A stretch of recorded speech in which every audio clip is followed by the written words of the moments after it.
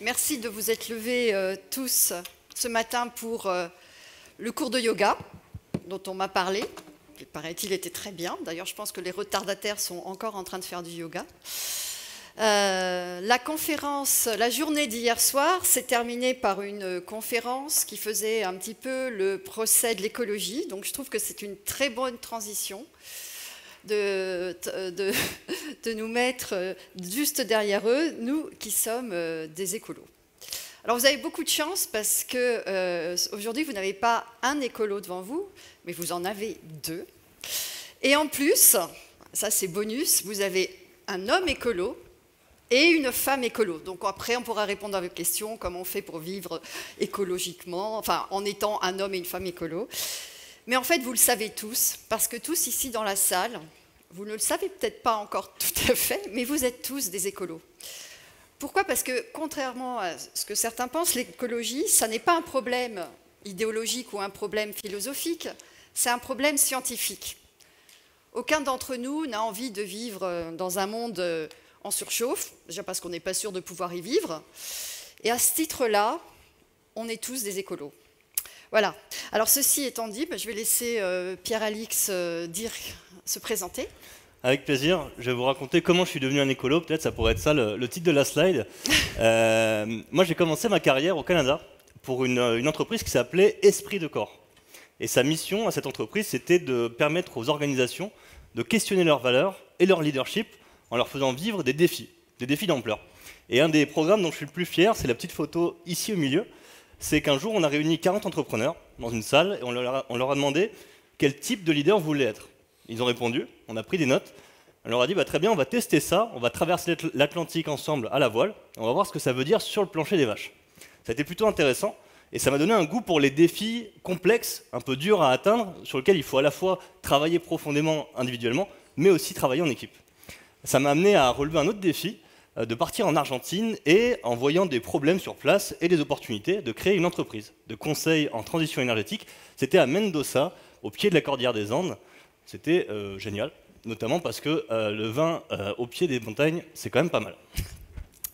Je suis rentré en Europe en fin 2019 et quelques semaines après mon retour, j'ai rencontré François, qui est un jeune ingénieur qui venait de créer un atelier qui s'appelait 2 tonnes, un atelier de sensibilisation sur le climat. J'ai participé à l'atelier et là je me suis dit, ça a un énorme potentiel et ça peut permettre de changer beaucoup de choses et d'avoir beaucoup d'impact et beaucoup de croissance. Je lui ai dit, pourquoi on ne montrait pas une entreprise pour diffuser ça à un maximum d'acteurs? Bingo, quelques mois après, en novembre 2020, on crée une entreprise qui s'appelle 2 tonnes Company, dont la mission principale est de diffuser cet atelier, dont vous allez apprendre un peu plus après. Et ça nous a permis de toucher énormément de public, que ce soit des grandes boîtes du CAC 40, des collectivités, des grandes écoles, et d'avoir, à notre échelle, un petit peu d'impact et un petit peu de succès. On est 11 aujourd'hui dans l'entreprise, et notamment, ça c'était à la COP à Glasgow en novembre dernier, ce qui était plutôt une belle expérience avec quelques rencontres intéressantes.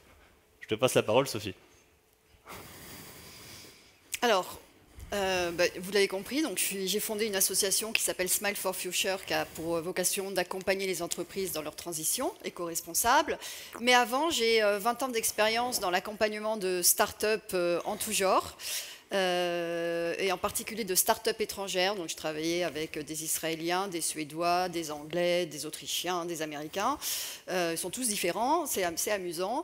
Et donc ce qui caractérise un petit peu mon parcours, je pense que c'est une grande curiosité et un goût très très fort pour l'innovation.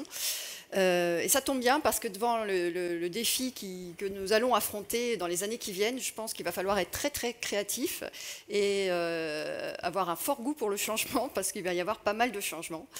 Alors par ailleurs, la créativité, je l'exprime à travers d'autres choses parce que je suis scénariste et auteur de pièces de théâtre.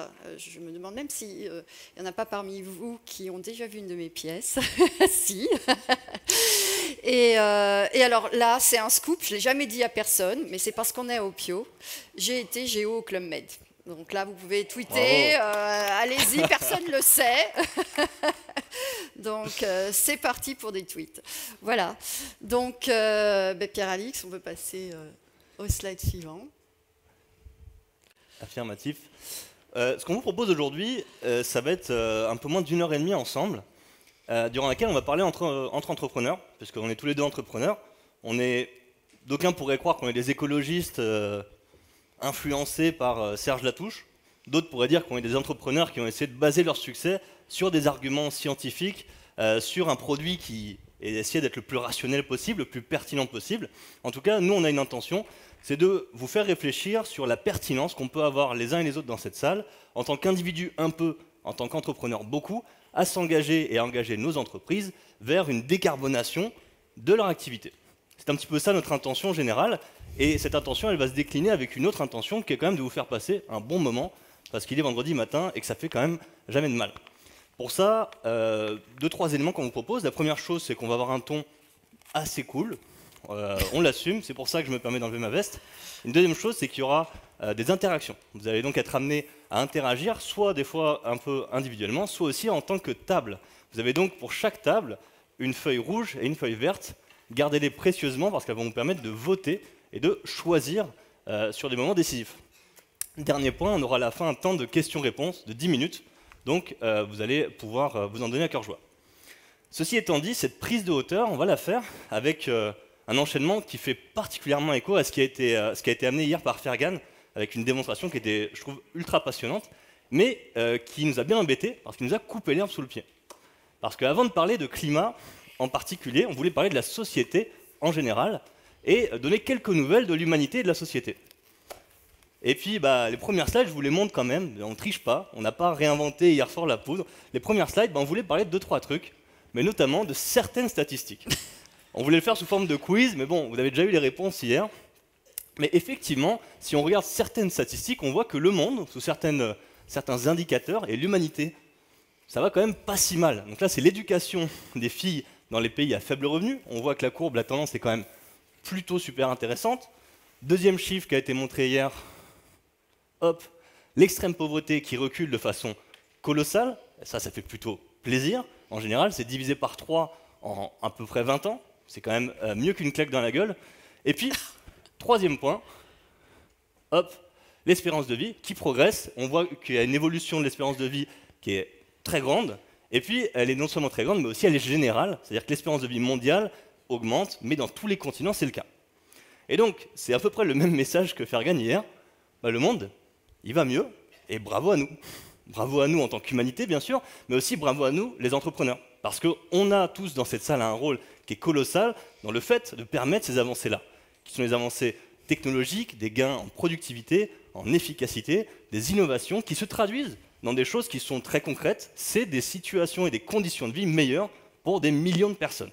Donc bravo à nous, et je pense qu'on peut s'applaudir un petit coup, ça mange pas de pain.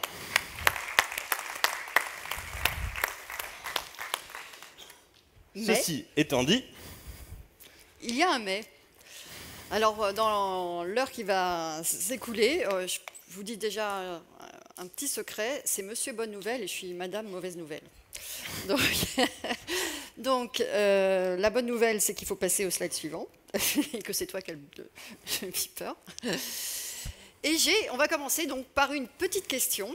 Et donc, d'après vous, il y a 20 000 ans, c'était la dernière période glaciaire. Par rapport à la température moyenne du globe aujourd'hui, quelle différence de température y avait-il? Est-ce qu'il y avait moins 20 degrés par rapport à aujourd'hui? Est-ce qu'il y avait moins 15 degrés? Est-ce qu'il y avait moins 10 degrés? Ou est-ce qu'il y avait moins 5 degrés de différence par rapport à aujourd'hui? Donc on va vous laisser 15 secondes pour réfléchir à cette question et après on vérifiera vos réponses. C'est parti pour 15 secondes de réflexion.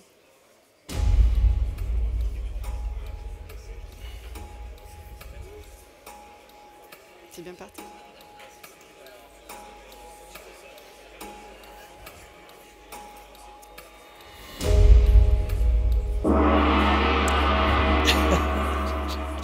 C'est fini. Alors, les tables qui pensent que c'était moins 20 degrés, est-ce que vous pouvez lever un petit carton? Personne ne pense que c'était moins 20 degrés. Ah si! Ah, il y en a là, au fond, il y a des moins 20. Quelques, quand même. Quelques moins 20, bravo. Moins 15. Ah, c'est à peu près pareil. Ok, moins 10. On a plus de moins 10? un peu plus, ouais, c'est à peu près équilibré. Moins 5. Ah, trop fort. Moins 5 degrés. D'accord. Donc, qu'est-ce qui se passait à moins 5 degrés? Eh bien, les glaces couvraient la moitié de l'Europe. Le continent nord-américain était sous 1500 mètres de glace, donc New York sous la glace. La mer était 120 mètres plus basse qu'aujourd'hui. Donc ça, c'était moins 5 degrés. Ok. Et maintenant, aujourd'hui, qu'est-ce qui se passe? Et alors, juste pour insister, ce genre d'éléments-là nous montre l'importance de comprendre la différence entre météo et climat. Entre moyenne des températures, bon, 5 degrés sur le papier, c'est quand même pas très impressionnant, 5 degrés de plus ou de moins, mais en fait, dans les faits, en termes de bouleversement des écosystèmes, des conditions matérielles de vie, c'est un changement qui est colossal quand on le pense en termes de climat et donc de façon systémique. Là, on a un petit ordre de grandeur intéressant. Alors, justement, aujourd'hui, on en est où? Alors, aujourd'hui, on a déjà, par rapport au début de l'ère industrielle, qui est un peu notre point de référence, hein, c'est au moment où on a commencé à émettre du carbone, donc on a déjà gagné 1,1 degré, voire 1,2 degré. Okay, donc ça, c'est acté, c'est fait. Cette année, en coût de catastrophe climatique pour les assureurs, ça a été estimé à 150 milliards d'euros. Okay, donc le 1,1, 1,2, c'est acté. Alors ça paraît effectivement pas beaucoup, mais en fait, comme c'est une moyenne et que les océans absorbent une grande partie de la chaleur, en fait, sur les terres émergées, il peut y avoir des grands différentiels. Et je ne sais pas si vous avez lu récemment dans l'actualité, mais au pôle, là, on a des différences de 40 degrés par rapport à la température habituelle. Donc c'est pour bien vous montrer que quand on dit 1,2, bon, ça paraît pas grand-chose, mais en fait, c'est déjà énorme. Par rapport au début de l'ère industrielle, 1850. OK, voilà. Alors, petit problème, en 2021, on a battu les records d'émissions de carbone, alors qu'on est censé décroître. Si on continue les années qui viennent exactement comme en 2021, eh bien, dans 8 ans, on a atteint le 1,5 degré, dans 8 ou 10 ans. Et le 1,5 degré, c'est normalement une limite qu'on s'est fixée à ne pas dépasser. Donc, on est déjà mal parti pour ne pas dépasser le 1,5 degré. OK, si les pays signataires de l'accord de Paris, dont parlera Pierre-Alix tout à l'heure, poursuivent leur politique actuelle, en 2100, on atteint 2,8 degrés. Donc, on est bien au-delà de la limite qu'on s'est fixée. Et le GIEC nous dit que si on continue business as usual, en 2100, on atteindra les 4 degrés. Voilà, donc ça, c'était le petit scoop bonne nouvelle. Et donc, je vais repasser la parole à Pierre-Alix.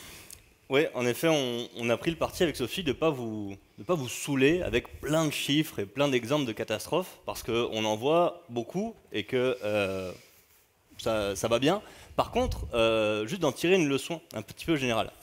Le monde va mieux grâce au modèle de développement qu'on a tous contribué à mettre en place, et ça a donné des bénéfices très importants pour l'humanité. On peut en être fier. Le problème, c'est que parfois, y a une nouvelle donnée qui arrive dans l'équation, qui nous oblige à repenser les choses et à faire un calcul coût-opportunité. Et personnellement, dans mon approche et dans mon évolution sur mon rapport au sujet climatique, il n'y a pas juste un côté émotionnel de je veux que les ours polaires aillent mieux, il y a aussi un calcul un peu rationnel. Qu'est-ce que j'ai besoin de faire face à des problèmes qui arrivent? Et j'essaie d'être un peu rationnel. Et là-dessus, en fait, il y a 2 points qu'on peut voir. La première chose, c'est que si on regarde les externalités positives de notre modèle, si on continue comme ça, on voit que très vite, à cause du problème climatique, les externalités négatives seront bien plus importantes que les positives. Et que donc, on va perdre beaucoup plus que ce qu'on va gagner. Ce qui serait un peu dommage, parce qu'on va notamment annuler tous les bienfaits de tout ce qu'on a mis en place jusqu'à maintenant. Le deuxième point qui est important, c'est un point qui est temporel, c'est le fait que c'est irréversible. Non seulement c'est exponentiel, mais surtout c'est irréversible à l'échelle des vies humaines. C'est-à-dire que quand on dépasse certains seuils, certains types d'émissions qui vont entraîner des changements systémiques, les choses ne reviennent pas en avant. C'est pas je ne fais pas un bouton on-off et puis je dis bon on a un peu trop poussé, on va descendre et puis ça va aller mieux. C'est systémique, et quand on dépasse par exemple les 2 degrés comme on va le voir, là on a des effets qui se mettent en place qui vont mettre des milliers d'années pour certains à revenir à la normale. Et en attendant, toutes les conséquences, on va les subir. Et donc là-dessus, c'est vraiment un calcul coût-opportunité qu'on a à faire. Qu'est-ce que j'ai intérêt à faire? Est-ce que le mieux, c'est de dire je continue avec le modèle actuel et je fais plus 1, plus 1, plus 1 chaque année? Peut-être, sauf qu'on me dit, ouais, mais là, tu vas perdre moins 5000 dans 5 ans. Donc forcément, l'analyse objective, elle nous dit, il vaut mieux peut-être changer des choses et adresser ce problème-là. Et c'est un petit peu comme ça, personnellement, que je l'ai vu. L'inaction semble pas du tout favorable, pas du tout pertinente d'un point de vue rationnel. Ceci étant dit, on est face à un défi. On est face à un défi, et ces petites courbes-là, qui sont les scénarios du GIEC, avec la plus grosse, qui est le scénario business as usual, moi, quand je les ai vues, elles m'ont rappelé mon expérience personnelle. Parce que je me suis rendu compte qu'on était face à un défi, et que la grosse question qu'on avait à se poser, c'était comment on peut solutionner ce problème. Et comme toujours, quand on est face à un défi, il y a deux questions à se poser. C'est où est-ce qu'on doit aller, quel type de transformation on doit mettre en œuvre pour solutionner le problème donné, et puis d'où on part. C'est quand même important de savoir d'où on part pour pouvoir mesurer les efforts qu'on doit mettre en place. Et là-dessus, mon expérience, moi, elle m'a inspiré. Voici une petite montagne qui est absolument charmante, qui s'appelle le mont Washington. Cette montagne, ça c'est une photo qui a été prise en été, elle est plutôt sympa. Elle ne paye pas trop de mine, et si je vous apprends qu'elle fait 1917 mètres à son sommet, vous allez me dire, pas trop compliqué a priori de la gravir cette montagne. En France, on a bien pire, là ça m'a l'air un peu tout plat. Si jamais on me disait, gravis cette montagne, c'est pas très compliqué. Et je me suis rendu compte que, des fois on avait du mal à adresser un problème à la juste mesure de ce qu'il représentait. Je m'en suis rendu compte parce que mon métier au Canada consistait notamment, à avoir un beeper qui marche, consistait notamment à proposer aux gens de gravir cette montagne. Et avant de la gravir, ce qui est important à comprendre, c'est que cette montagne, elle n'est pas située n'importe où. Cette montagne est située ici, sur le point rouge, dans le New Hampshire, en Amérique du Nord, tout près de la frontière avec le Canada. Et la particularité, c'est que quand on ne prend pas cette montagne en été, mais en hiver, voilà ce que ça donne. Ça donne ceci, c'est le mont Washington, dans le parc national des White Mountains, et c'est connu pour être la pire météo d'Amérique du Nord. Pendant très longtemps, c'était le record de vitesse de vent enregistré. Ça a été battu en Antarctique récemment, 371 km/h, avec des températures de moins 60 degrés. Donc 1917 mètres, certes, mais ça pique un peu. Et je sais de quoi je parle en l'occurrence. Et le problème, c'est que souvent, moi j'étais amené à aller voir des gens, comme vous et moi, dans leur bureau, tranquillement, ils avaient leur petit café, et je leur disais, qui est partant pour venir avec moi, dans 6 mois on va gravir cette montagne par moins 50 degrés. Et face à ça, il y avait différents types de réactions, et ça m'a inspiré, parce que j'ai vu un peu des patterns dans ces types de réactions. J'ai vu 3 types de réponses possibles. Premier type, les gens qui disaient, impossible pour moi. Ton truc, c'est hors de question que je puisse faire ça, parce que j'ai ni les compétences, ni les aptitudes physiques, ni le matériel, donc je n'y arriverai jamais, ça ne sert à rien que je me lance là-dedans. Deuxième type de réaction, c'est de dire, peut-être que j'y arriverai, mais j'en ai franchement pas envie. Je vais me les peler, premièrement, ça va être ultra inconfortable, dangereux, pourquoi j'irais m'enquiquiner là-bas? Je suis très très bien dans mon canapé. Et puis il y avait un troisième type de réponse tout aussi intéressant, c'est les gens qui disaient, ta petite montagne, franchement, 1917 mètres, écoute, on est au 21e siècle, on a des doudounes ultra perfectionnées, moi je peux me prendre des Sherpas si je veux, c'est pas si compliqué ton truc, j'ai pas besoin de m'enquiquiner, à m'entraîner pendant des mois pour ça. Et je me suis rendu compte que c'est un peu le problème.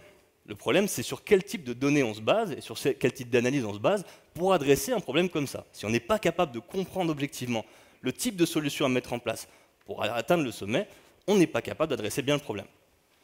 Pour le climat, c'est la même chose. Si on ne sait pas d'où on part, si on ne sait pas notre objectif, on n'est pas capable de mesurer l'ordre de grandeur des transformations à mettre en place. Il se trouve qu'on a justement des outils pour ça, que je vais vous montrer tout de suite. Un premier point qui est important quand on traite le problème climatique, c'est de comprendre la source du problème. Et la source du problème, elle est claire pour nous, ce sont nos émissions de gaz à effet de serre. Ici, une citation très claire du dernier rapport du GIEC. Le dérèglement global actuel, observé depuis les 150 dernières années, il est entièrement dû à nos activités humaines. Donc déjà, on connaît la source, c'est clair. Il y a des phénomènes naturels qui ont un impact sur le temps long, mais sur les 150 dernières années, ils ont une influence qui est nulle, en moyenne. Donc déjà, on connaît la source du problème, on peut commencer à agir. C'est quoi notre objectif?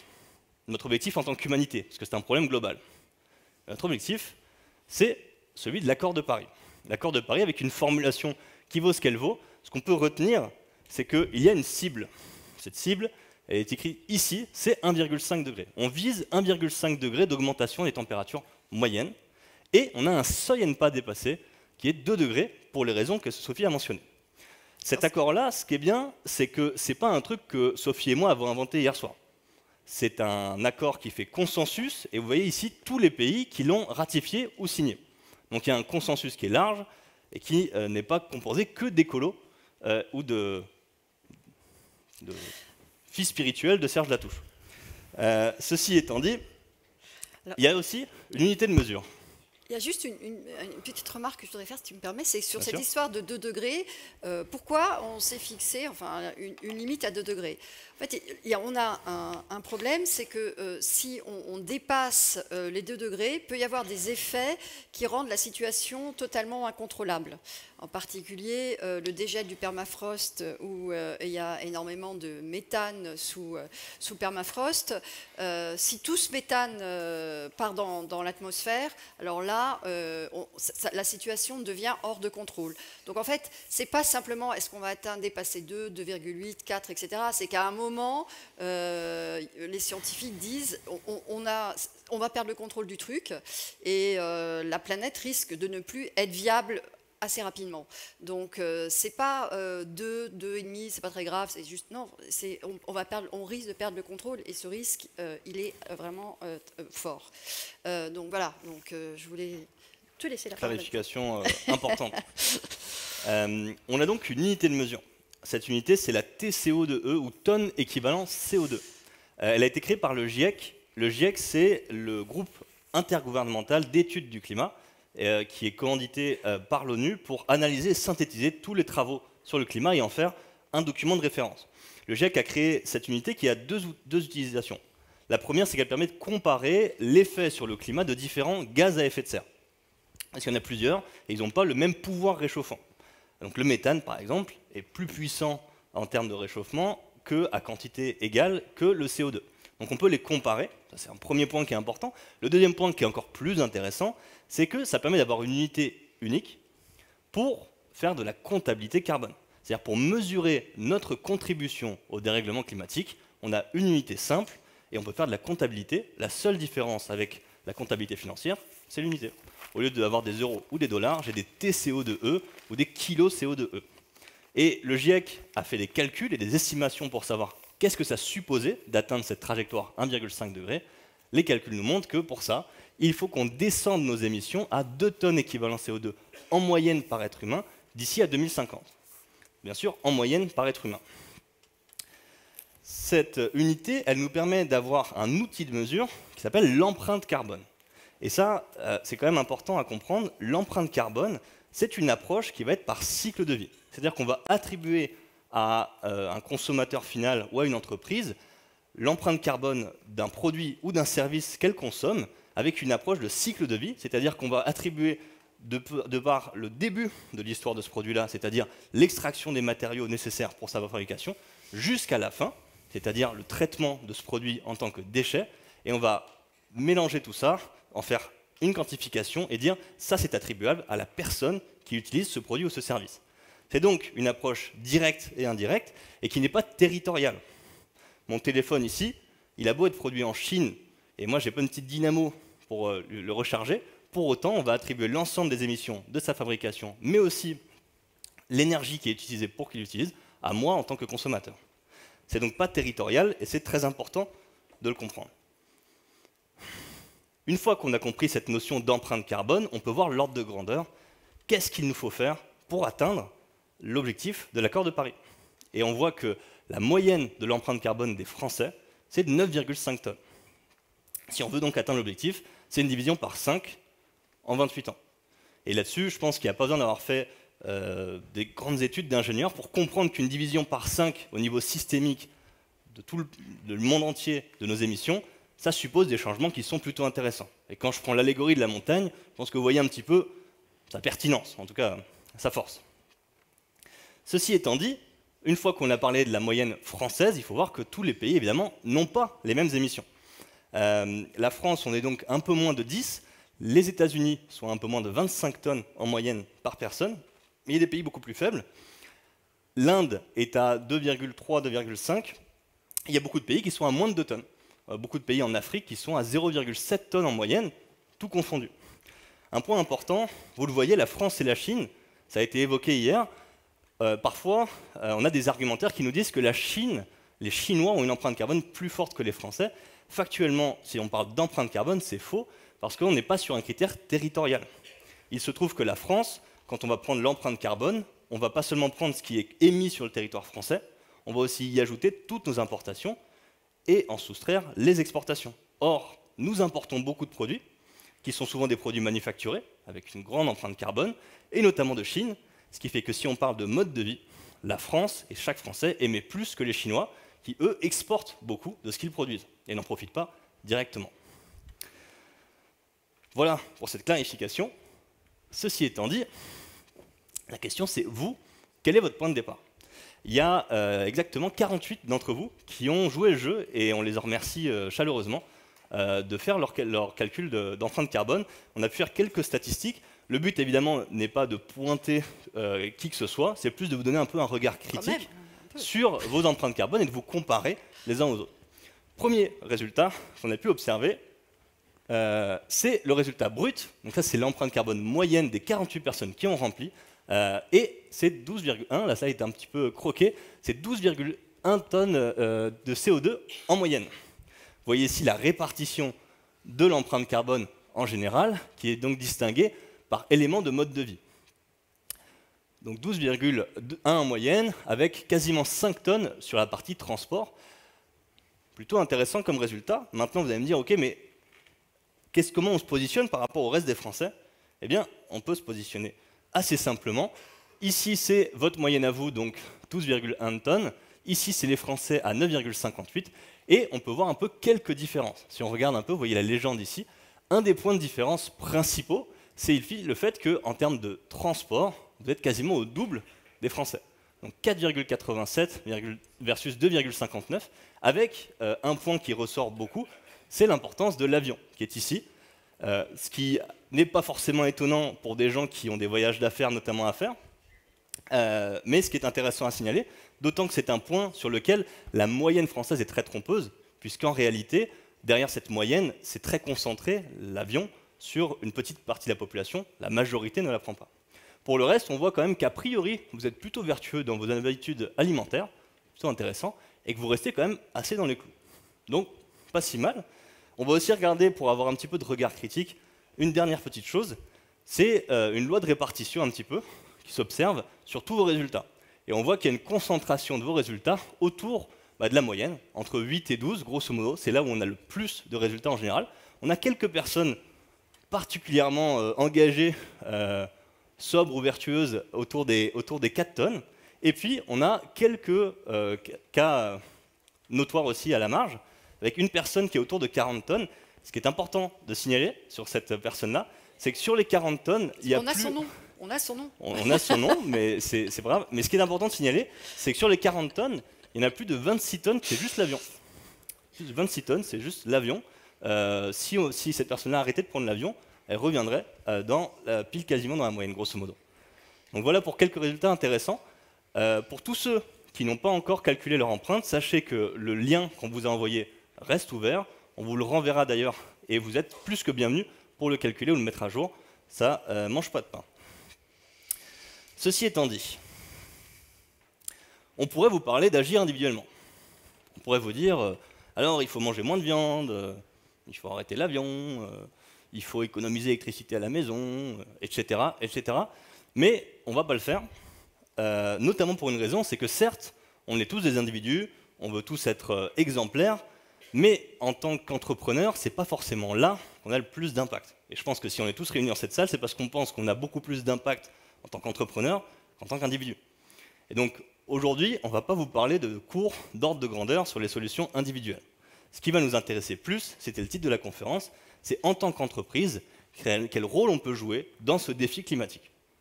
C'est donc ça qu'on va explorer, avec un petit exercice prospectif. On va se promener un peu vers le futur et on va essayer d'imaginer qu'est-ce qui se passe pour l'évolution de la société et le rôle des entreprises face à certains événements qui peut-être pourraient arriver un jour ou l'autre.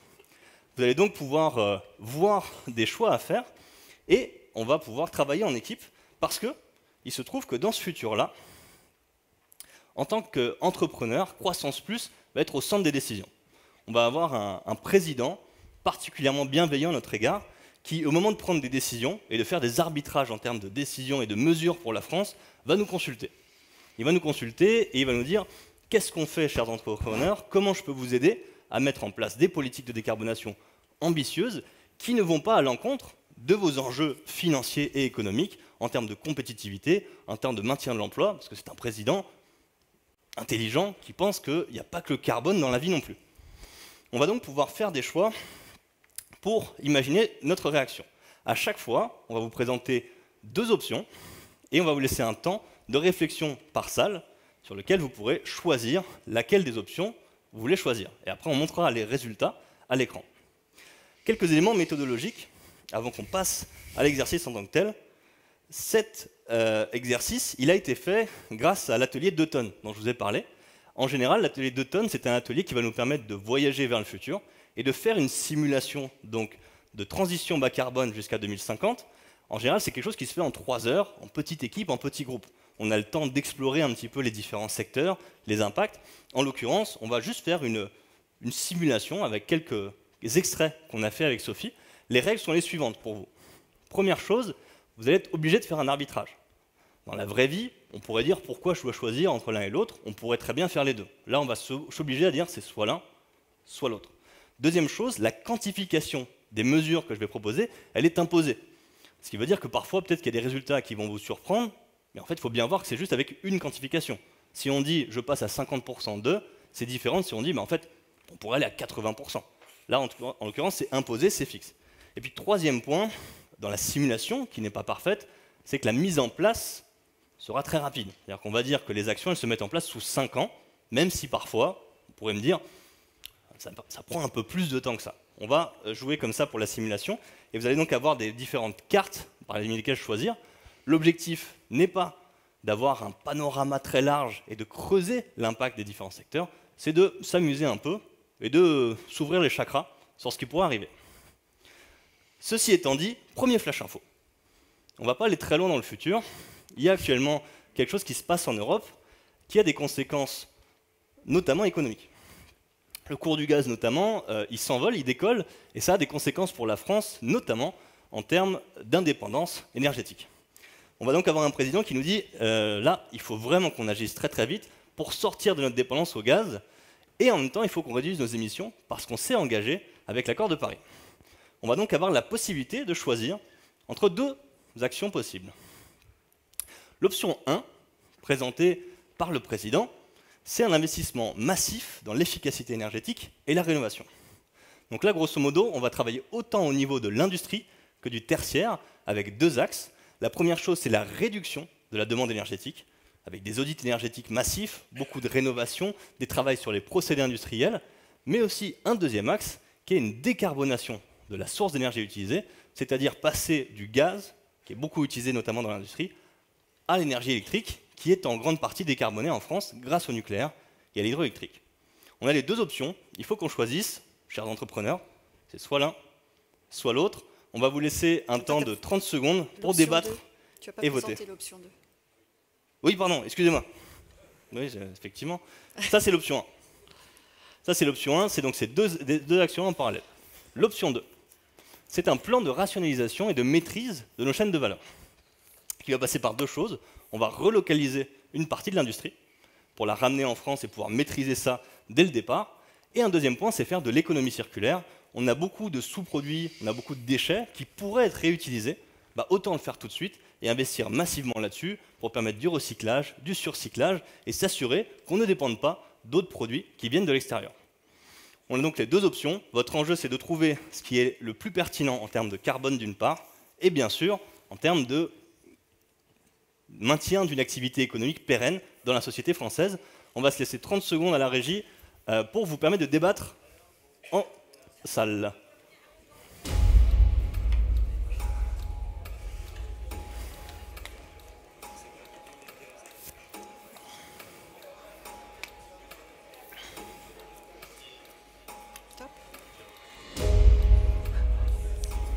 va, c'est bien.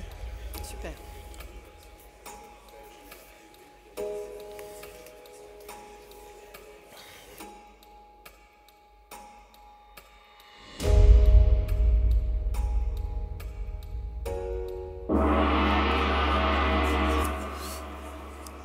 Messieurs, dames, C'est bon, le... il faut choisir. on va arriver au dévoilement du scrutin. J'aimerais que vous puissiez maintenant lever votre panneau, les gens qui, soit le vert, soit le rouge, pour voter si vous êtes pour l'option 1 ou 2. Alors, 1, 2, 3, 4, 5, rouge, 6 rouge. Ah, oula. 1, 2, 3. Ah, il y a une majorité de rouge quand même. Majorité de rouge. Ouais. Majorité Effectivement. de rouge. Il y a ballottage, mais non, le rouge On l'emporte. revient dans 2 semaines pour un deuxième tour. Le rouge l'emporte. On va donc investir. De façon mélangée entre l'État qui va permettre d'investir et les entreprises qui vont s'engager, vous les premières, sur un plan d'investissement massif pour l'efficacité énergétique. Voici le résultat. Si on mettait ça en place, en 2023 par exemple, en 2027, on pourrait atteindre une réduction de l'empreinte carbone moyenne des Français de 1,2 tonnes. Vous voyez ici la simulation qu'on va faire.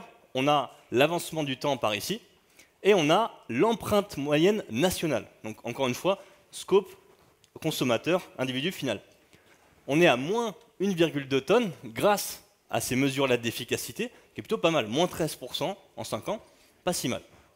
On peut comparer rapidement, pour la curiosité, dans l'autre scénario, ça aurait été un peu plus faible. Ça nous montre qu'il y a quand même une vraie pertinence dans l'optimisation de ce qui est déjà en place. Et je pense que ça fait écho à beaucoup de mesures que vous appliquez vous, que ce soit sur un côté industriel, sur un côté tertiaire, même en termes de données, mais ça nous montre un peu l'ordre de grandeur. On va passer à un deuxième sujet. Je vais vous demander, s'il vous plaît, messieurs, dames, je sais que le but c'est de débattre, donc je sais que c'est un peu méchant de ma part de vous dire de ne pas débattre et de continuer le débat entre deux choses, mais on pourra après continuer le débat autant qu'on le souhaite. Ceci étant dit, on va passer maintenant à un deuxième scénario.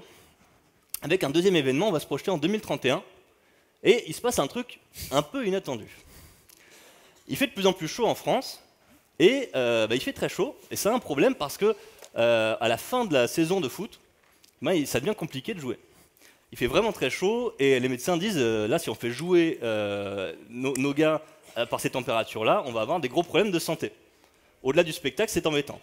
Décision est prise, tous les matchs de Ligue 1 sont programmés à 6 h du matin, c'est là où il fait le plus frais.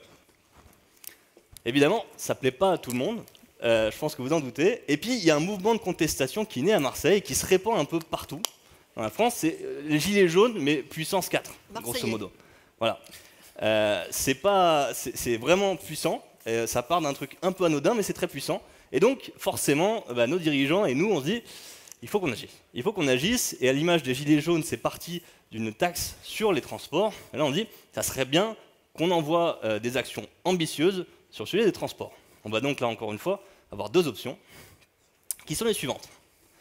La première option, c'est d'investir massivement pour décarboner les transports individuels, notamment en déployant de façon massive des véhicules qui soient moins émetteurs, soit des véhicules très légers, qui vont utiliser très très peu de carburant, moins de 2 litres au 100 par exemple, soit des véhicules électriques, soit des véhicules au gaz naturel, qui sont beaucoup moins carbonés qu'un véhicule thermique normal qui va utiliser du pétrole. Ça, c'est une première option, un premier axe. Un deuxième axe, ça va être un plan qui va être plus de sobriété et de mutualisation de tout ce qui peut être mutualisé. Très simple, on dit, bon, le télétravail, ça marche, on va le faire, y compris pour les voyages d'affaires. Les transports publics, pourquoi on ne développerait pas une offre qui soit beaucoup plus qualitative, avec une densification du réseau qui permette que plus de gens le prennent, non pas par éco-citoyenneté, juste par calcul rationnel, c'est moins cher, c'est plus pratique, c'est plus confortable, je vais vers là. Et puis un troisième axe, c'est d'optimiser le fret, en disant, on a des fleuves, on a des chemins de fer, pourquoi on ne les utilise pas plus, et pourquoi on ne décarbone pas aussi nos gros moyens de transport logistique. Deux options donc différentes en termes de choix quasiment politiques, mais aussi en termes d'impact. Encore une fois, à vous, chère table, cher congrès, de faire vos choix. On va lancer un chrono pour 30 secondes.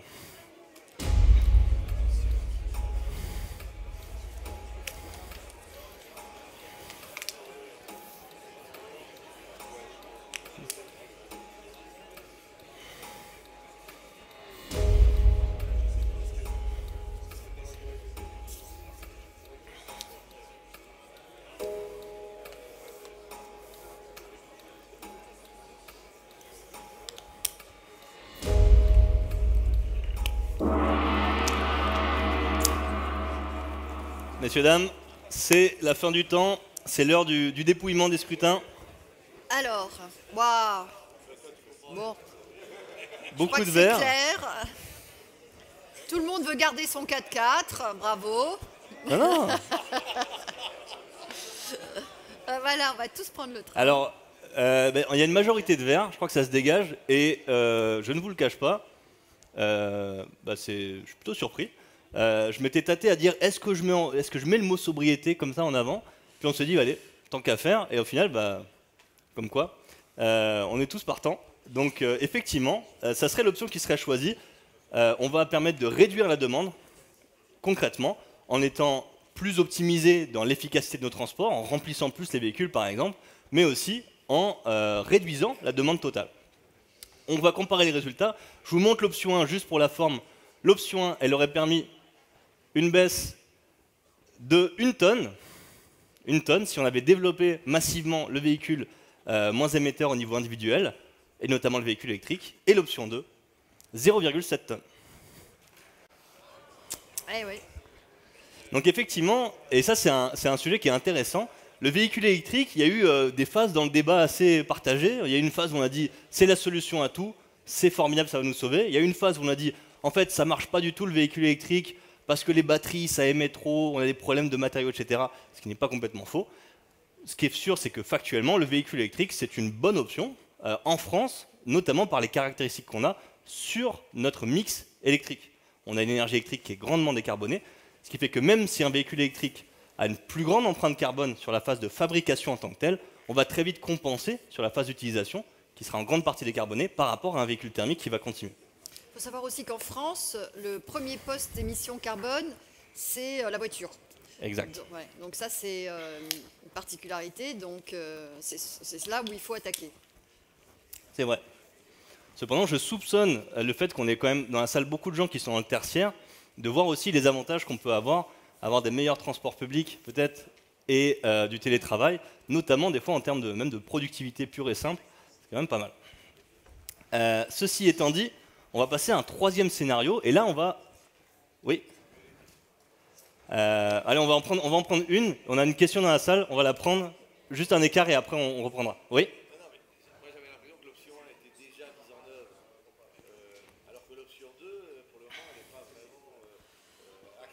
Ouais. Alors, je vais répéter la. Est-ce que répètes la question 1 est vraiment mise en œuvre aujourd'hui ou pas? Si on se balade dans la rue, on ne voit pas une majorité de voitures électriques. Ouais. Le problème de la voiture électrique, c'est son coût. Donc, si on veut que tout le monde passe à la voiture électrique, il va falloir prendre des décisions sur le financement de ces voitures pour ceux qui les utilisent, qui sont en particulier des gens dans les campagnes. Donc, non, la voiture électrique, c'est vrai que ça croît, mais on ne peut pas dire qu'il y ait des majorités de voitures électriques sur les routes françaises. Pas encore. Et il y a aussi un autre élément sur est-ce que c'est mis en œuvre. Alors, premièrement, factuellement, il y a des annonces qui ont été faites, la Commission européenne notamment, qui envisage très sérieusement d'interdire la vente de véhicules thermiques neufs à partir de 2035. Ça, c'est un premier élément. Le deuxième élément, c'est que, évidemment, c'est quelque chose qui est quand même assez compliqué. Il y a des chaînes de valeur qui sont larges et grandes, et les industriels, c'est pas en un claquement de doigts qu'on peut tout changer. Donc c'est pour ça qu'en 5 ans, changer, les industriels nous disent non, mais il nous faut au moins 10 ans. Au moins 10 ans si on veut passer massivement aux véhicules électriques, par exemple. Cependant, quand on demande la mise en œuvre, il y a toujours plusieurs façons de faire. Je peux dire, je vous encourage, chers industriels, je finance des choses en tant qu'État. Je peux dire aussi, je vais encourager le consommateur en mettant en place des financements, mais il y a aussi une possibilité d'action de l'État qui est juste cette interdiction pure et simple, qui là est forcément un niveau plus élevé. Le dernier point qui est possible, c'est que les industriels eux-mêmes n'attendent pas que l'État agisse et disent en fait, j'ai compris que c'était ça le futur, on va y aller de façon très proactive parce que c'est là qu'on va faire beaucoup plus de business.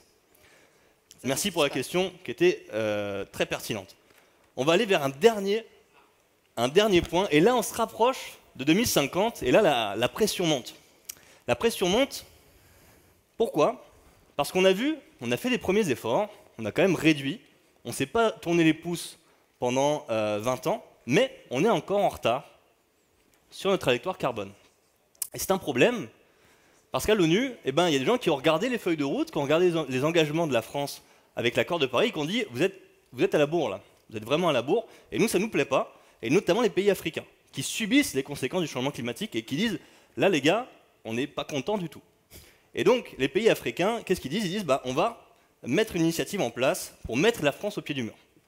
Soit elle met en place des mesures drastiques rapidement, et elle fait baisser ses émissions sous quelques années, soit il y a des sanctions économiques ou diplomatiques.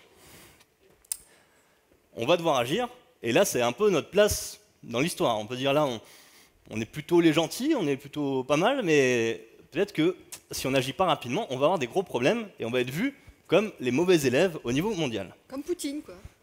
Comme Poutine. On va avoir donc des mesures à mettre en place, et ce sera peut-être moins drôle que d'habitude. On va avoir deux options, cette fois-ci, parce qu'il faut marquer le coup de façon intense. L'option 1, c'est un boycott pur et simple des pays carbonés, qui va supposer notamment une interdiction pour les particuliers et bien sûr pour les entreprises d'importer des produits ou de faire des affaires avec des pays qui ont une empreinte carbone trop élevée ou des pratiques en termes de carbone pas adéquates. Donc, ça va concerner par exemple la Chine, s'il n'y a pas trop de changements, l'Inde et puis pourquoi pas les États-Unis. Interdit de faire des affaires, et pour compenser ça, forcément là pour le coup on va relocaliser et on va aussi investir dans la bioénergie pour quand même avoir une activité économique qui marche un peu en France. Deuxième option, plus intéressante encore, des quotas carbone. Des quotas carbone, c'est très simple, on va vous dire, en tant qu'individu et en tant qu'entreprise, vous avez un certain score d'émissions que vous ne pouvez pas dépasser. Donc on va chacun avoir soit une montre, soit un téléphone, et à chaque fois qu'on fait un achat, par exemple, ou un transport, ou un déplacement, on est traqué, on mesure l'empreinte carbone, et quand on dépasse un certain seuil, on nous dit « impossible ». Impossible. Donc soit on nous empêche d'acheter certains produits, soit tout simplement on nous interrompt. Si on veut prendre un voyage, on nous dit bah non, votre passeport ça marche pas, désolé, vous ne pouvez plus voyager. Donc une mesure plutôt coercitive, plutôt engageante, on va dire. Encore une fois, chers amis, en tant qu'entrepreneurs, citoyens de la France, à vous de choisir entre les deux options. Option 1 ou option 2, on va lancer un chrono de 30 secondes.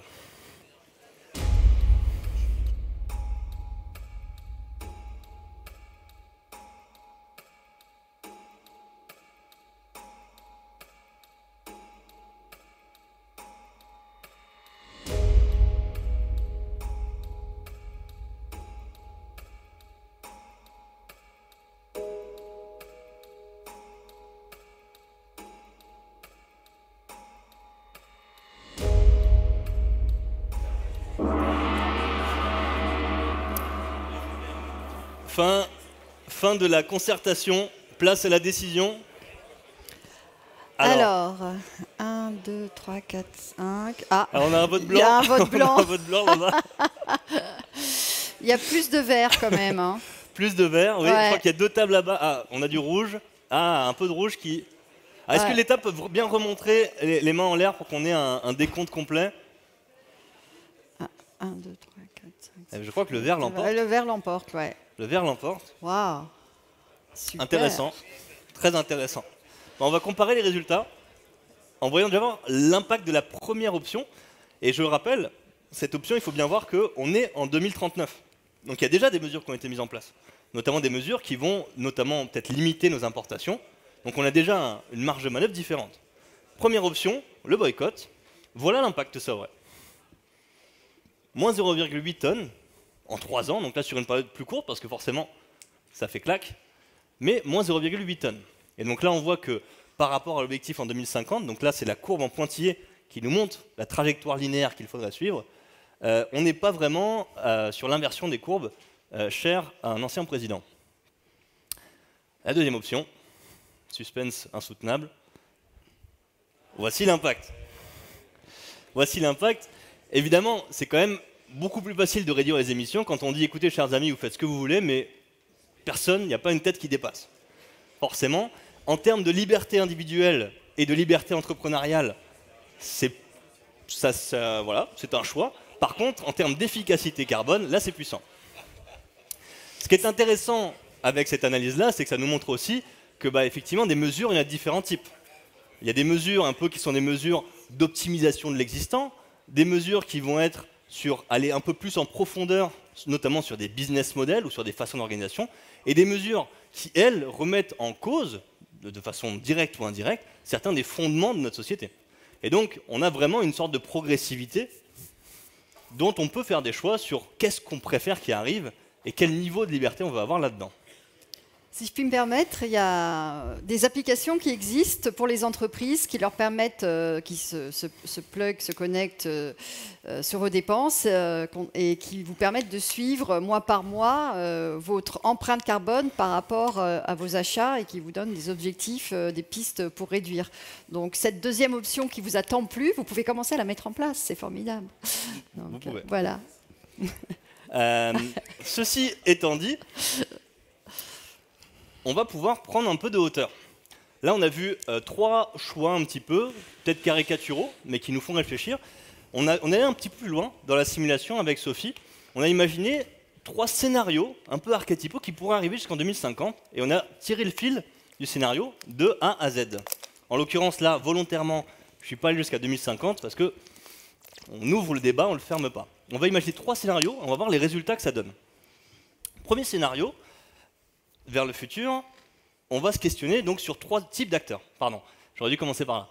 Premier type d'acteurs, c'est les citoyens, et notamment les citoyens engagés. On va considérer comment évolueraient dans leur comportement les 10% des citoyens français les plus engagés sur le sujet climatique.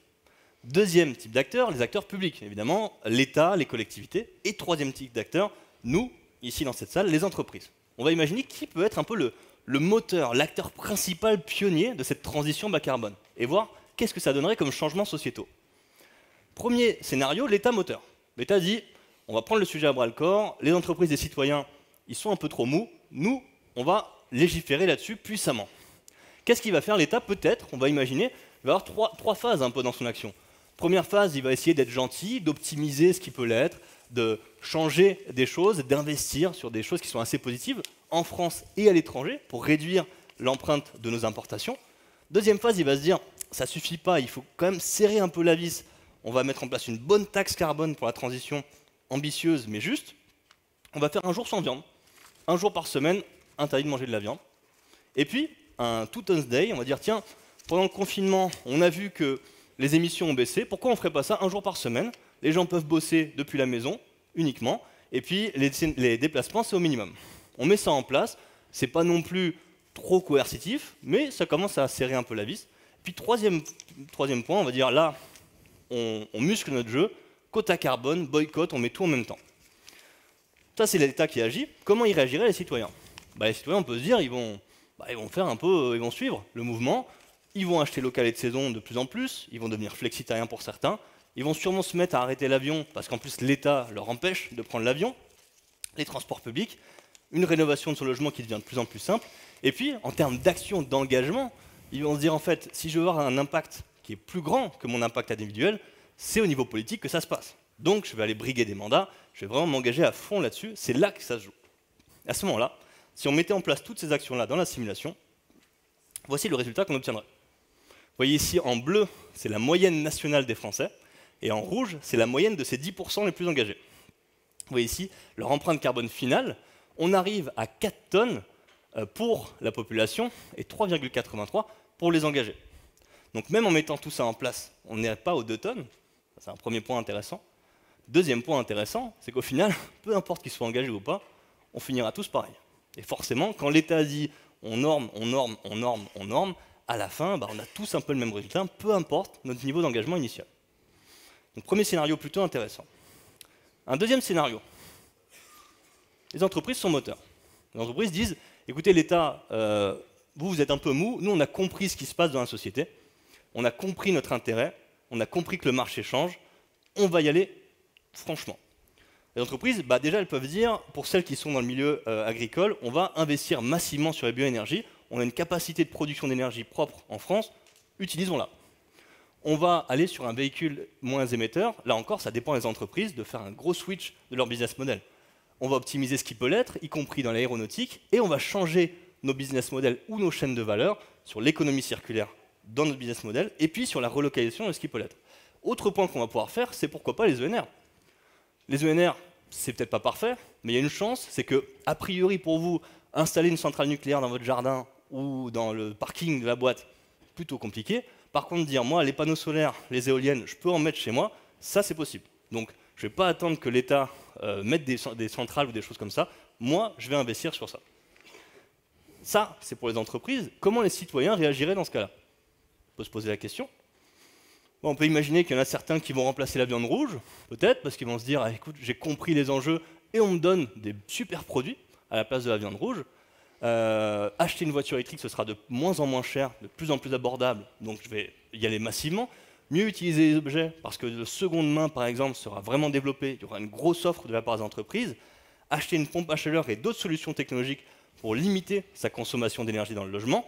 Et puis, la data aussi, bien sûr. Et puis peut-être que là, les citoyens, dans la réflexion de comment je peux avoir un impact sur la société qui est plus grand que ma petite empreinte carbone à moi de 12 tonnes dont tout le monde s'en fout, grosso modo, ils vont se dire, en fait, c'est pas en politique qu'il faut que je m'engage, c'est avec mon employeur. C'est là où, en fait, il faut que je choisisse bien l'entreprise pour laquelle je travaille. Si je vais bosser pour une entreprise qui n'est pas alignée sur ces sujets-là, je me mets en porte-à-faux, je veux bosser pour une entreprise qui est très engagée sur le sujet. À ce moment-là, qu'est-ce qui se passerait en termes de scénario? Le résultat serait le suivant.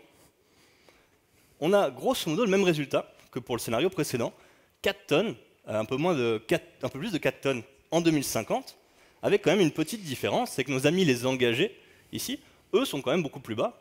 Pourquoi? Parce qu'il y a quand même plus de liberté individuelle, donc au final, on peut se permettre de réduire plus. On voit qu'on a le même type de résultat, et là encore, même chose, ça nous montre que les entreprises ont un gros pouvoir, parce que rien qu'avec leur action à elles, et les impacts que ça a sur la demande et sur la consommation, on peut diviser de plus que par 2 l'empreinte des Français, mais ça nous montre aussi que ce n'est pas encore suffisant pour atteindre les 2 tonnes. Dernier scénario qu'on peut envisager, les citoyens moteurs. Les entreprises ne se bougent pas, l'État ne se bouge pas, les citoyens disent bah, nous on va se bouger. Et donc là, on peut imaginer une radicalisation de certains modes de vie, des gens qui disent moi je ne prends plus l'avion, je ne vais plus au parc d'attractions, je ne fais plus d'activités carbonées, c'est le parc, c'est très bien le parc. On peut imaginer des gens qui deviennent végétaliens de façon un peu plus massive, des gens qui disent moi j'ai compris que mon financement et mon épargne personnelle c'est un enjeu clé, donc je vais massivement aller vers des banques qui n'investissent plus dans les énergies fossiles par exemple.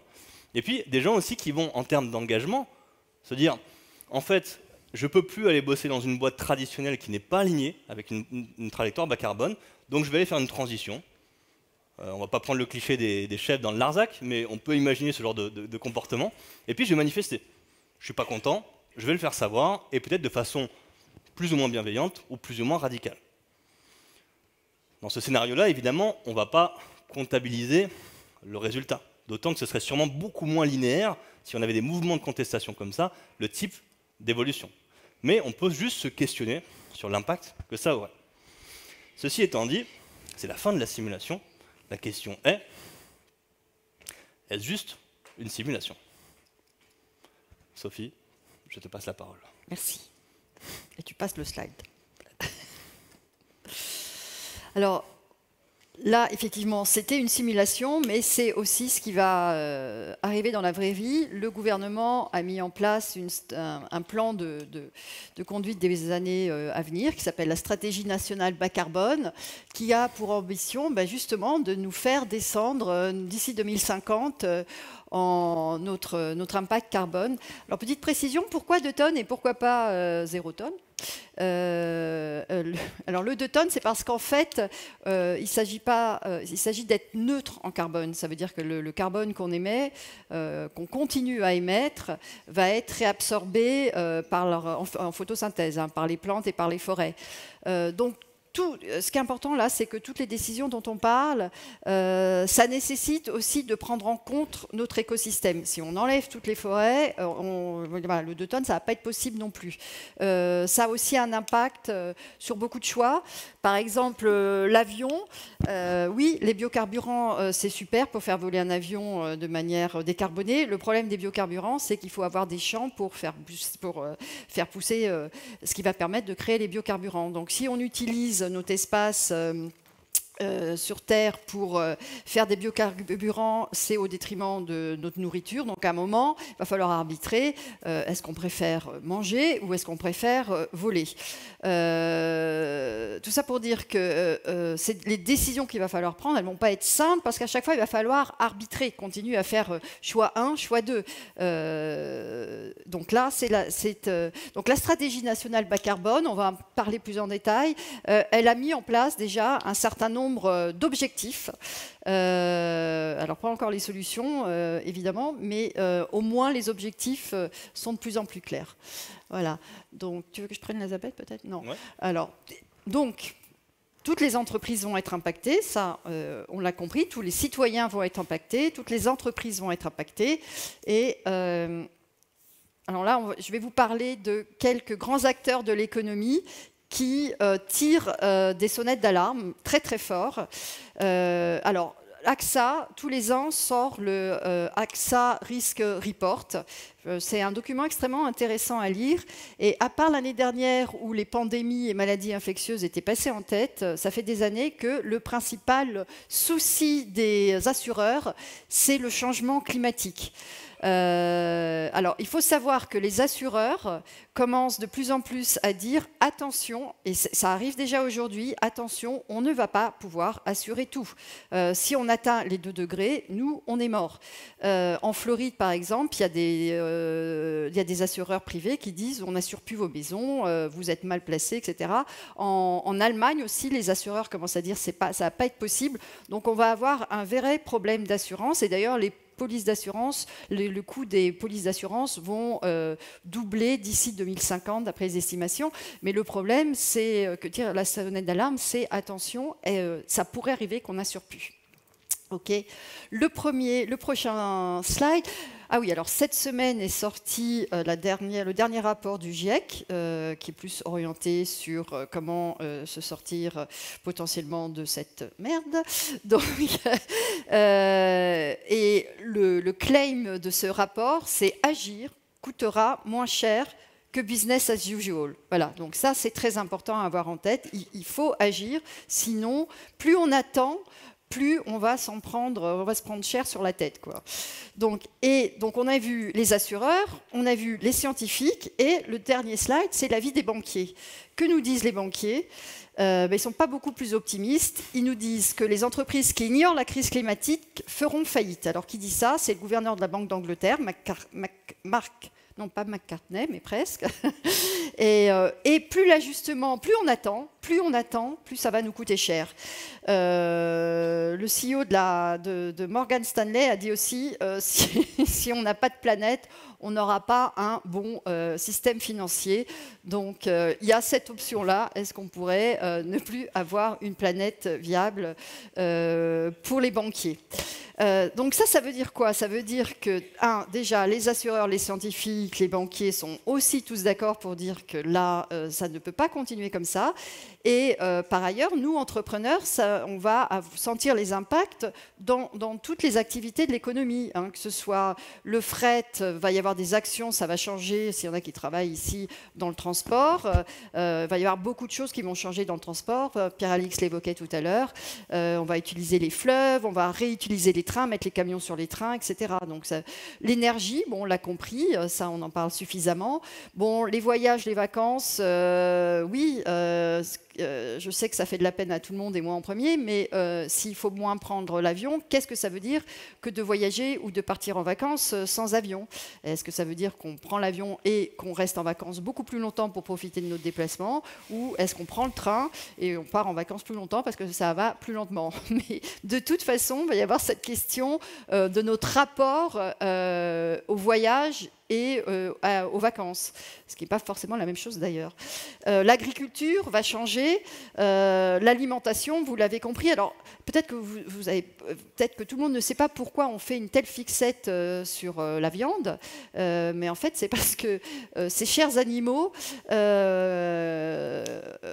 émettent du méthane en rotant.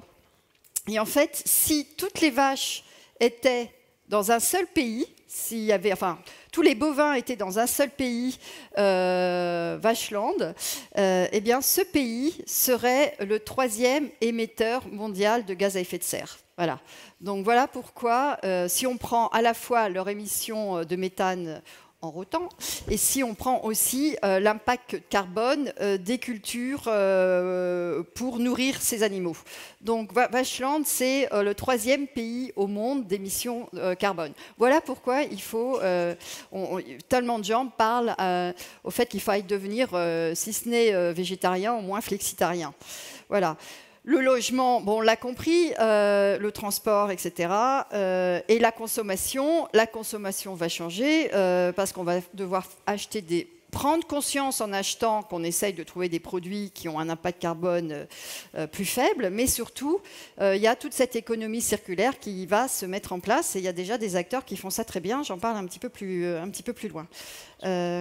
Ouais, il nous reste 4 minutes. Donc, les enjeux pour 2050, vous l'avez compris, décarboner, s'adapter, innover et former. Parce que ce qui est très très important, c'est qu'on ne soit pas les seuls à avoir pris conscience de tout ça. Il faut absolument que tout le monde comprenne que ce problème est un vrai problème. Et innover, ça tombe bien, parce que quand on est entrepreneur, on aime bien innover. Donc ça va être un petit peu à nous tous d'essayer d'être créatifs pour trouver des solutions sur nos marchés, sur nos différents marchés. Donc... Et alors, quelques exemples. Donc, innover, ça va être soit aller vers la sobriété, soit vers l'efficacité, soit décarboner les sources d'énergie. Alors, je vais aller rapidement parce qu'il ne reste plus beaucoup de temps, mais j'ai vu dans le métro, là, avant-hier, une pub pour Vestiaire Collectif que j'ai trouvée intéressante. Alors, je l'ai prise en photo. Le futur de la mode, point d'interrogation, circulaire. Donc ça, c'est vraiment quelqu'un qui met en avant dans sa pub le fait que l'économie circulaire, c'est l'économie de l'avenir et qu'ils sont déjà positionnés là-dessus. Il y a d'autres gens comme l'atelier Bocage, je ne sais pas si vous savez, Bocage c'est une marque de chaussures qui propose non pas que vous achetiez des chaussures, mais un abonnement dans lequel vous choisissez des chaussures, 2 mois plus tard vous les renvoyez, vous en choisissez d'autres, eux ils les réparent et le remettent dans le circuit. Donc vous n'êtes plus dans un achat de chaussures, mais dans un abonnement à un service qui vous propose régulièrement des chaussures qui sont après recyclées, nettoyées et proposées à d'autres personnes. Bon, Apivore, ce sont ceux qui créent de la viande végétale, j'ai testé, j'en parlerai tout à l'heure à ceux qui me posent la question. Voilà, donc on va peut-être passer au slide suivant. Je suis désolé, on est un peu en retard, mais je résiste vraiment pas à la tentation. Sur la notion de sobriété. Sobriété, notamment quand on parle de business model, parce que c'est de ça qu'on parle. On a 3 actions. Sobriété, c'est je réduis la demande au départ, moins avec moins. Efficacité, c'est je fais autant ou plus je fais plus avec la même quantité d'énergie, par exemple, ou la même quantité de résultat final avec moins d'énergie. Donc, par exemple, je passe d'un véhicule qui fait 8 litres au 100 à un véhicule qui fait 5 litres au 100. Puis décarbonation de la source d'énergie, je décarbone l'énergie que j'utilise au départ. Donc, par exemple, passer à un véhicule électrique. Sauf que sobriété, c'est pas forcément décroissance. C'est pas forcément réduire. Il se trouve qu'en ce moment, j'ai un petit focus, parce que j'ai 3 ateliers que je vais animer pour la même type d'industrie, qui sont un peu, je m'en suis rendu compte, les champions de la sobriété. C'est le luxe, le grand luxe. Je vais enchaîner des ateliers pour les directions RSE ou CODIR de Guerlain, L'Oréal et Hermès. Eux, c'est les champions de la sobriété. Hermès, ils me disent, moi, je prends 2 bouts de cuir, un artisan au fin fond de la Corrèze, et je te vends ça 5000 balles. Viens me chercher, viens me chercher. En termes d'intensité carbone, de l'euro de chiffre d'affaires et surtout de marge générée, je pense que c'est à peu près imbattable. Je ne sais pas s'il y a quelqu'un ici qui peut dire qu'il fait mieux. Compliqué. Dans le numérique, on pourrait, mais c'est compliqué. Donc il y a vraiment un point à voir en termes de business model. La sobriété, ça ne veut pas forcément dire je me coupe un bras ou je ferme mes usines ou autre. Ça veut dire peut-être que je peux monter en gamme, faire plus de résultats nets avec des ressources et des émissions qui sont moindres. Et là, ça nous offre déjà un champ d'action et un champ d'innovation qui est beaucoup plus grand. Je m'excuse, Sophie, pour cette incartade. Non, mais j'aime bien quand tu me parles d'Hermès. Très bien. Donc, on va passer au slide suivant. Yes. Alors, le contexte réglementaire, il y a déjà des lois qui sont passées. Alors, je ne sais pas si vous avez tous entendu parler de la loi Elan, du décret tertiaire, de la loi climat, énergie, climat et des contraintes qui sont liées à ça. Donc, sachez qu'il y a des tas d'obligations qui vont tomber sur la tête des entreprises dès cette année. En fait, le plus important à retenir dans ce slide, c'est que dans la loi, la neutralité carbone en 2050 est inscrite dans la loi. Donc on n'est pas sur un vœu pieux, on va essayer de... Non, c'est inscrit dans la loi. Donc à un moment, tout le système légal va se mettre en ordre de marche pour imposer, et c'est déjà le cas, donc, des réglementations plus ou moins contraignantes en fonction de la taille de l'entreprise, de son activité, etc. Mais à titre d'exemple, alors là, pour le coup, dans la consommation, ça va être interdit de distribuer des échantillons. Les grandes surfaces vont être obligées de faire 20% de vente en vrac.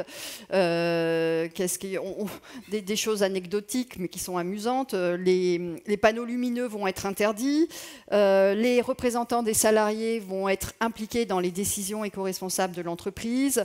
Et très, très important pour nous tous, les règles de commande publique vont changer. C'est-à-dire que l'État va être contraint de choisir des fournisseurs, des partenaires qui soient sur le bon rail. Donc, à un moment, ça va aussi être une contrainte si vous répondez à des commandes publiques. Il va falloir prendre ça en compte. Okay, il reste très peu de temps, donc on va très rapidement passer sur quelques points de la stratégie nationale bas carbone. On va dire là, il y a plusieurs défis, mais ceux qui concernent plus les entreprises. Donc ça, c'est le plan de travail de l'État. Hein, c'est diminuer l'empreinte carbone des consommateurs. Réorienter les flux financiers, donc ça c'est important, les aides, les investissements vont être orientés vers la transition économique et solidaire, un gros axe sur la recherche et développement et l'innovation, donc ça peut vous intéresser. La sensibilisation va être très importante et là vous avez un rôle à jouer puisque vous avez des partenaires, vous avez des salariés, c'est aussi de votre responsabilité de sensibiliser les gens à la transition et puis décarboner l'industrie et les transports. Donc, slide suivant. Et donc, ce qui est important d'avoir en tête par rapport à ce que disait notre banquier tout à l'heure, tout ce changement, c'est à la fois des sources d'opportunités pour les entrepreneurs et des sources de vulnérabilité pour les entreprises. Donc, quel que soit le sujet, vos clients, vos sources de financement, vos partenaires, la fiscalité, vos employés, etc., on est tous à la fois va avoir besoin d'être créatifs et ou risque d'être tous vulnérables. Donc sur tous ces sujets-là, attention, il faut réfléchir comment on fait pour aller dans la bonne direction. Alors, certes, j'en connais pas mal ici qui ont connu cette période de grande transition il y a quelques années quand on a eu l'arrivée du numérique qui a tout bouleversé. Voilà, tout le monde se souvient, enfin peut-être d'ailleurs, de Kodak qui était quand même, on a tous acheté des pellicules Kodak et ce logo, on le connaît et on ne le voit plus. Entre-temps, il y a des gens, de petits malins, qui ont été visionnaires et qui, à l'époque, ont créé ce qu'ils appelaient un moteur de recherche. Je crois qu'on a été beaucoup à se demander à quoi ça peut bien servir. Bon, maintenant, Kodak n'existe plus et je n'ai pas besoin de vous dire ce qu'est Google aujourd'hui.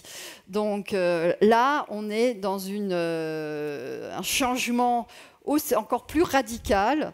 Donc l'histoire de Kodak et Google, on va à nouveau la revivre. À vous d'être Google et pas Kodak. Donc d'Akodak. Donc hop. Voilà. Donc à vous de jouer. À vous de jouer. Et vous avez un rôle décisif à jouer là-dedans. 3 minutes 42.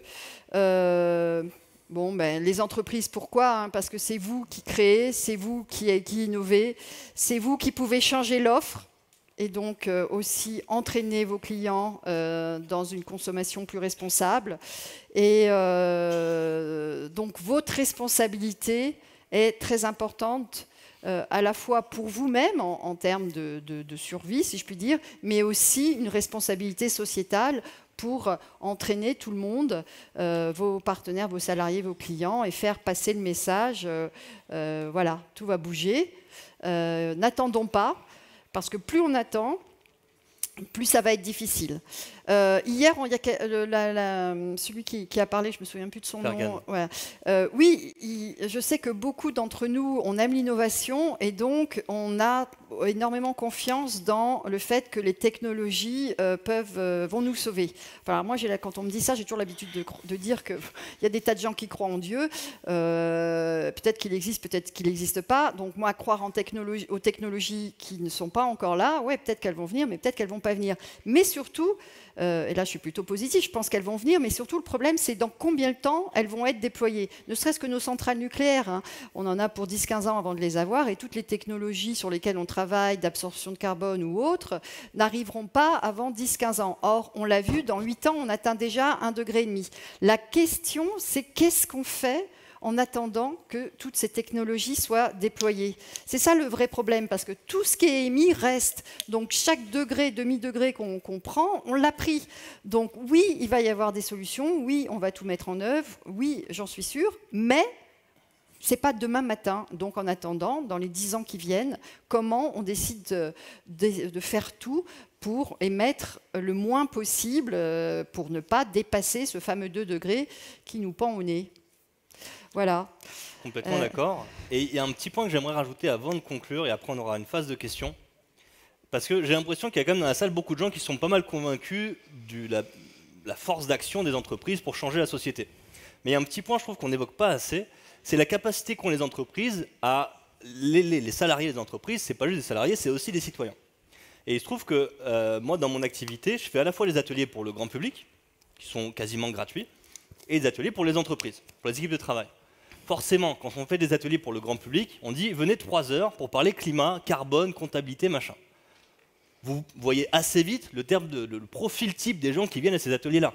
On a un profil sociologique qui, en général, se ressemble. Donc c'est cool, c'est génial de sensibiliser ces gens-là, mais ils ont déjà fait une partie du chemin. Par contre, quand on va chez Vinci Autoroute, chez les entreprises industrielles, où il y a des gens qui parfois ne parlent même pas français, ou qui ne savent pas lire, là, on est capable, par le spectre de l'entreprise, de toucher des types de profils qui ne seraient jamais arrivés sur les enjeux sociétaux tels que celui-là. Et là, on a un impact, on a une pénétration dans la société qui est encore plus grand. Et je trouve que ça, c'est un truc dont on ne parle pas assez. Les entreprises, si elles ne sont pas sous cloche, les entreprises, c'est la société, et quand elles changent, la société change avec. Ceci étant dit, je vais conclure en 180 secondes, top chrono, avec quelques petits messages clés qui vont revenir sur le début. Parce qu'on peut tirer quelques leçons de ce qu'on a appris aujourd'hui. La première leçon qu'on peut en tirer, c'est qu'on est face à un défi qui est colossal. Et là, c'est l'Everest en l'occurrence, et c'est bien de ça qu'il s'agit. On l'a vu dans tous les scénarios de simulation qu'on a fait, on a mis en place des mesures quand même assez costauds, on n'est pas arrivé aux 2 tonnes. Et là, on a un double défi. C'est que déjà, il y a un défi climatique en tant que tel pour l'humanité, ça c'est important, mais il y a aussi un autre défi qui est vraiment beaucoup plus un défi entrepreneurial. La société, elle va changer, elle change, 28 ans. C'est ce qui nous sépare de 2050. Il y a 28 ans, Internet, ça n'existait pas.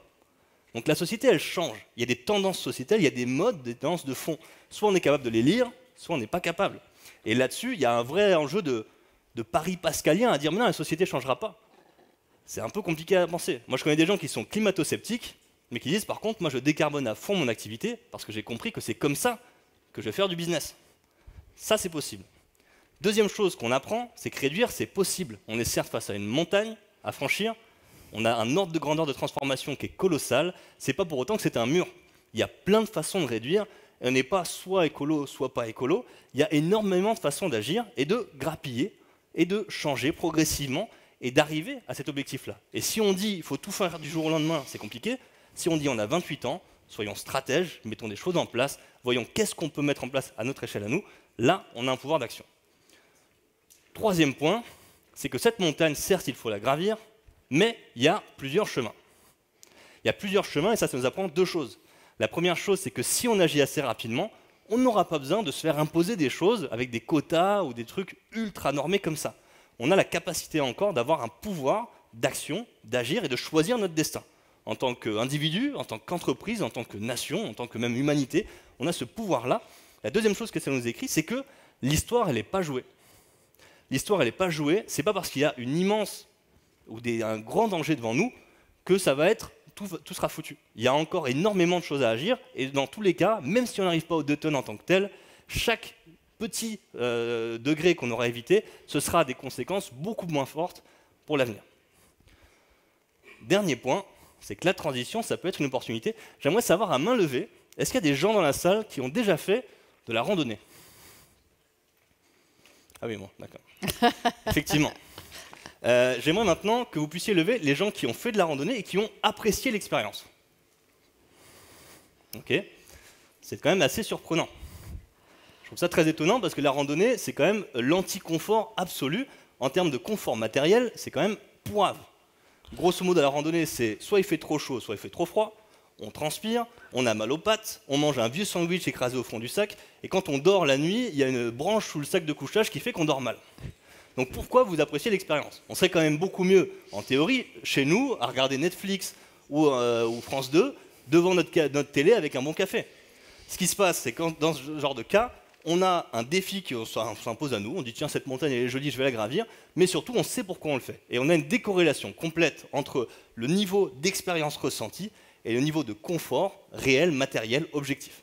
Je pense que la société, ça peut être la même chose en termes d'opportunité. C'est-à-dire que la transition bas carbone, ce n'est pas juste un défi qui est négatif, c'est aussi quelque chose qui nous impose de faire des changements qui peuvent être ultra bénéfiques. Déjà pour nous, en tant que personne, on peut y prendre du plaisir, mais en tant qu'entreprise, on peut réinventer des choses. On peut faire encore mieux. Et la plupart des grandes innovations, elles viennent en général d'une contrainte au départ qui me dit « là, il faut penser encore mieux, vieux. Il faut être encore plus malin, il faut encore plus innover. » Et c'est là, en général, qu'on fait les meilleurs choix. Je pense qu'il y a une vraie opportunité là-dessus et que si on est stratège, on peut avoir un gros impact. Le message est le suivant, soyons visionnaires, prenons un temps d'avance, soyons proactifs dans notre transition bas carbone. Nous vous remercions. Merci.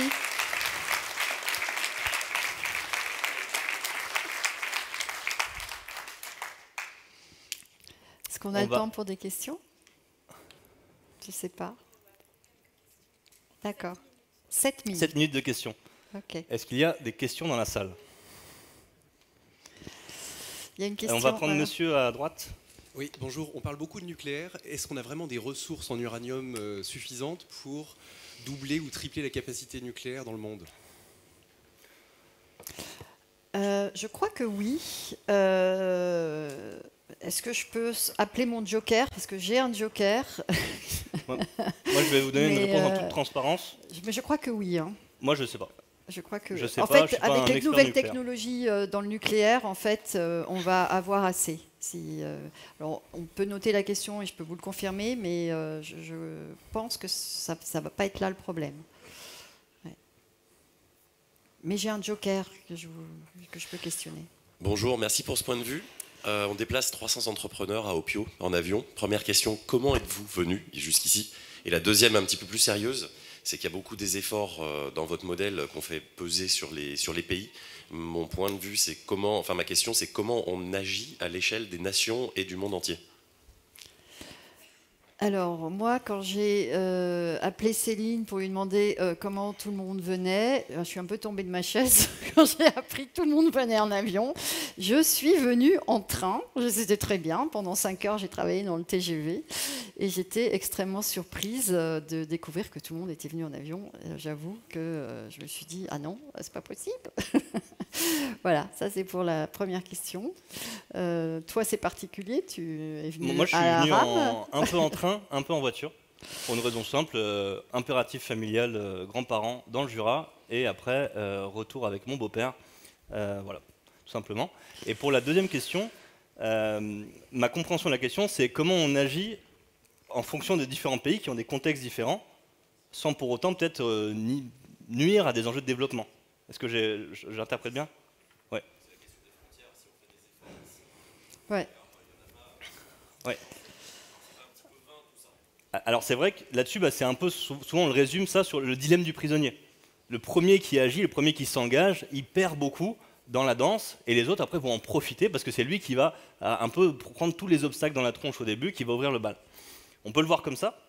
On peut aussi le voir à l'inverse. Par exemple, moi j'ai un truc dont je suis à peu près certain, c'est qu'en France, sur le sujet climatique, on a une expertise et un écosystème d'entreprises qui est, à mon avis, le meilleur au monde, de façon générale.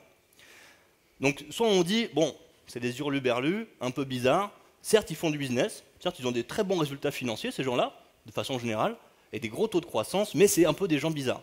Soit on dit, là, il y a une opportunité. Personnellement, j'ai une idée forte, c'est qu'un jour, il y a un truc qui s'appelait la Silicon Valley, qui a dit, bah, vous savez quoi, avant, il y avait une façon de créer des entreprises et de devenir leader de son marché. On va en inventer une nouvelle, avec un modèle complètement différent. Et ce modèle-là, il a été créé dans un petit endroit, dans la Silicon Valley, qui n'est pas très gros. Et après, il s'est diffusé partout dans le monde. Et ceux qui ont commencé ça, il y en a plein qui se sont plantés, qui ont eu ce fameux dilemme du prisonnier de tenter un truc, mais les acteurs n'étaient pas prêts. Et il y en a qui ont marché. Et quand ça a marché, ensuite, tout le monde a dit, bon, bah, c'est bon, maintenant, les boîtes, c'est comme ça que ça se fait. Et les startups ont répliqué le même modèle partout. Et la Silicon Valley et les États-Unis en ont profité de façon colossale en ayant un avantage compétitif avec le premier à inventer ce modèle-là. Pourquoi on n'aurait pas un truc similaire en France? Pourquoi on ne dirait pas, bah, nous en France, on a une vraie opportunité là-dessus à être les pionniers de cette transition-là, à comprendre les implications profondes, à avoir un gros niveau de maturité sur l'ensemble de la systémique et sur l'ensemble de notre chaîne de valeur, et à dire, on va être en avance, on va certes se prendre quelques bâtons dans les roues au début, mais on sait très très bien que sous quelques années, on sera largement en avance des autres.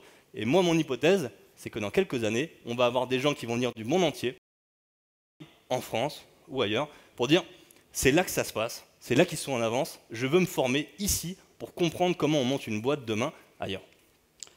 L'autre chose aussi, c'est qu'il n'y a pas des pays qui ne vont pas en sentir les conséquences et d'autres qui vont sentir les conséquences. Les conséquences, on les sent déjà partout, aux États-Unis, en Australie, en Inde, dans tous les pays du monde. Donc il y a un moment, les assureurs n'assureront plus, quand les trains ne marcheront plus parce qu'il y a eu trop de chaleur et que tout a fondu, parce que ça c'est arrivé. Quand les maisons vont s'écrouler, ça arrive dans le nord du Canada parce que c'est sur du permafrost qui décongèle et donc les villes entières s'écroulent parce que le sol qui était dur devient mou.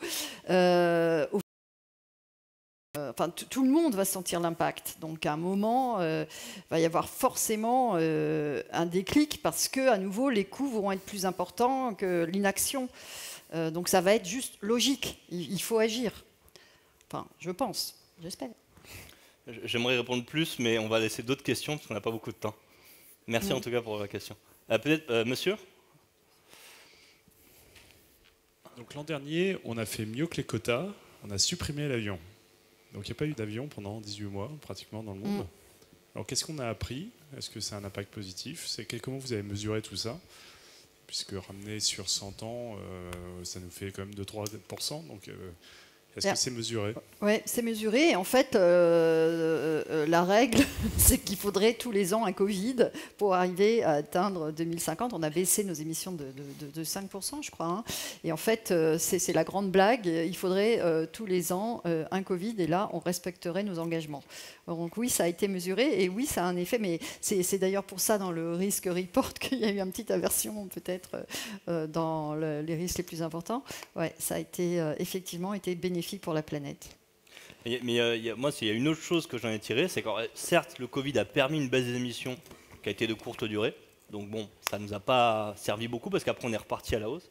Mais une autre chose que moi, j'en ai tiré, c'est le fait qu'on voit quand même à quel point il faut être transverse dans l'analyse. Quand on dit, bon, il faut juste arrêter l'avion, certes, il faut réduire l'avion.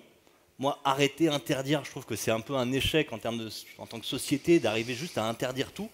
Par contre, au-delà de ça, c'est que ça ne suffit pas de dire on va taper sur une technologie, une habitude, un certain type de public. Il faut être beaucoup plus large et transverse dans notre analyse et dire en fait, il y a des curseurs à bouger, il y a des choix de société à faire. C'est pas juste noir ou blanc, ça peut être du gris foncé, du gris clair. Ça dépend de nous, ce qu'on veut mettre en place. Et je crois qu'il y avait une question au fond là-bas. Oui, bonjour Damien. Bonjour. Il y a une dizaine de jours, on a parlé de la claque de Will Smith et pas de la claque du rapport du GIEC, ce qui fait pas mal écho au film Don't Look Up qui est passé sur Netflix. Ce qui est très intéressant là, dans votre démonstration, c'est beaucoup de pédagogie. Et moi, c'est un peu une découverte, une compréhension aussi de comment agir individuellement.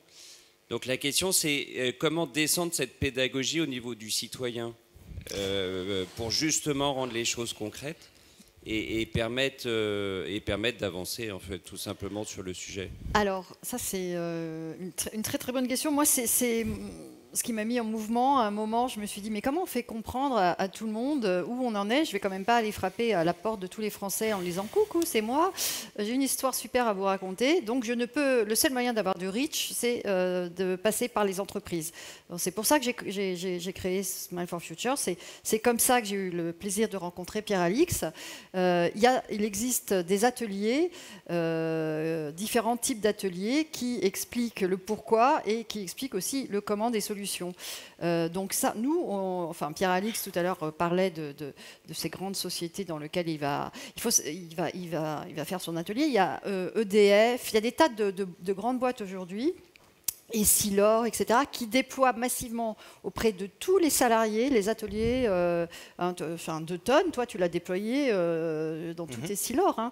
Donc, il y a quand même des entreprises qui déploient ces ateliers auprès Bouygues, par exemple, le fait énormément.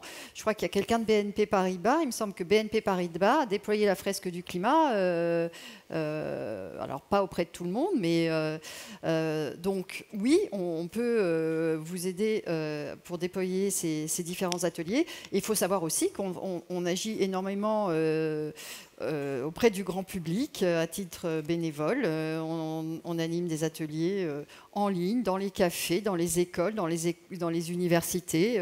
Voilà, et il y a un atelier qui est assez connu qui s'appelle la fresque du climat.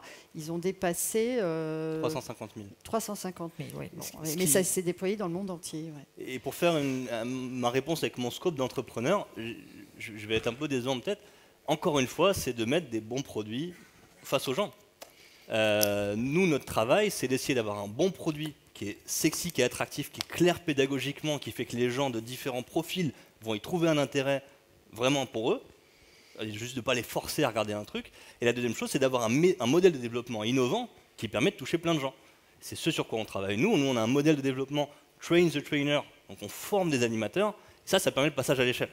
Notre but à nous, c'est pas que Pierre-Alix il se trimballe dans toute la France avec tous les trains pour faire les ateliers, c'est de former plein de gens, les empowerer, les faire monter en compétences pour qu'ils puissent le diffuser autour d'eux. Et en général, ils sont plus pertinents parce qu'ils connaissent le contexte local, le contexte de l'entreprise. Et là encore, c'est une question d'innovation sur le business model, sur les modèles de développement pour permettre de toucher massivement des publics très différents. Voilà, on nous fait signe que c'est terminé, mais on est là jusqu'à demain après-midi. Merci à tous. Merci.